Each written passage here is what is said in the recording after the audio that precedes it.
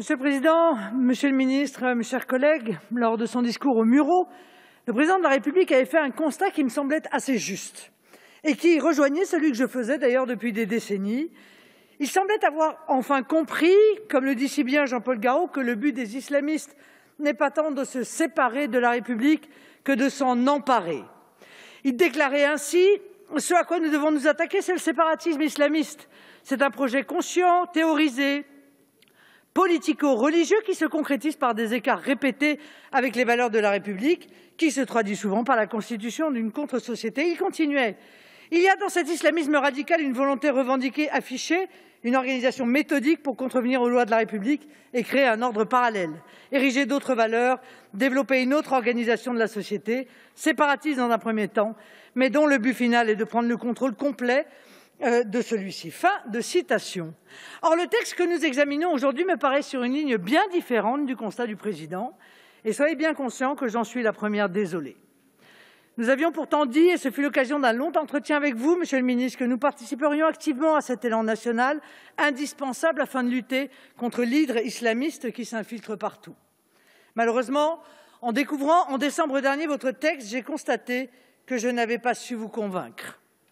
Nous sommes bien loin d'un texte visant à lutter contre l'islamisme et comme d'autres orateurs l'ont dit avant moi, les changements successifs de son titre sont la triste illustration de votre reculade politique. Plus problématique, beaucoup de mesures de votre texte vont s'appliquer à tous, alors que les risques qu'elles ont pour objet de prévenir ne concernent les agissements que d'une faible minorité, pour reprendre les mots du Conseil d'État. De notre côté, nous avons déposé un texte pour précisément lutter exclusivement contre cette minorité qui diffuse et impose les idéologies islamistes. Ce sont en effet ces idéologies qui nous ont déclaré la guerre depuis plusieurs décennies. Quand je dis « nous », ce n'est pas seulement à nous, Français, même si nous sommes une cible privilégiée. Ce « nous » est mondial.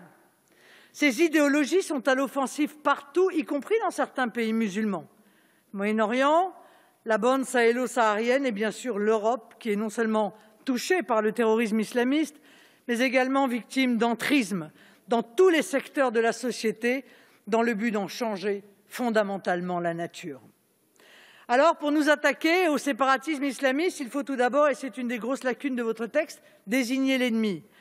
Désigner l'ennemi, c'est prendre conscience de son existence, de son mode de fonctionnement, de ses modes de pensée, de ses armes, mais aussi de ses soutiens actifs et passifs.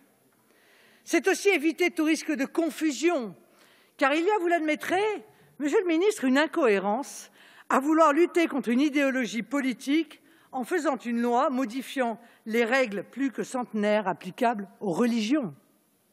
Ces idéologies islamistes sont totalitaires et hégémoniques. Ce n'est pas seulement en essayant de les freiner, de les gêner que vous parviendrez à les vaincre. Sur ce point, je rejoins l'interrogation du Conseil d'État qui, je cite, s'interroge sur la capacité de la réforme à atteindre ses buts.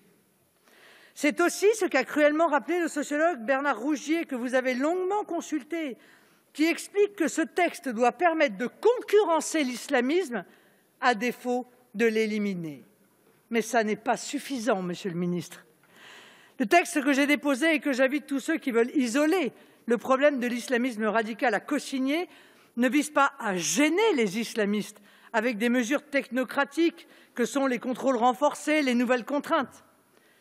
Les mesures que je propose sont-elles éminemment politiques. Elles visent cette minorité qui cherche à défendre, promouvoir et imposer leur idéologie avec pour objectif de régir l'intégralité des existences individuelles, de la vie sociale et guider tous les actes de la vie civile et politique. Nos mesures visent donc à empêcher partout la diffusion, les manifestations et la pratique de ces idéologies. L'islamisme a pu, malgré nos mises en garde, s'immiscer partout, notamment du fait de la faiblesse, de la lâcheté et parfois même de la compromission de nos dirigeants. Ce projet de loi est, je m'en attriste, une occasion loupée. Or, dans la guerre contre les islamistes, chaque minute compte, car eux continuent méthodiquement d'avancer leurs pions. Il en va de la vie de nos enfants, il en va de notre survie en tant que civilisation, il en va de la paix du monde. Alors, j'invite tous ceux qui ne veulent plus voir nos valeurs bafouées, nos libertés reculées, notre modèle social remplacé et l'unité de notre nation menacée à se rassembler pour éradiquer ce nouveau totalitarisme.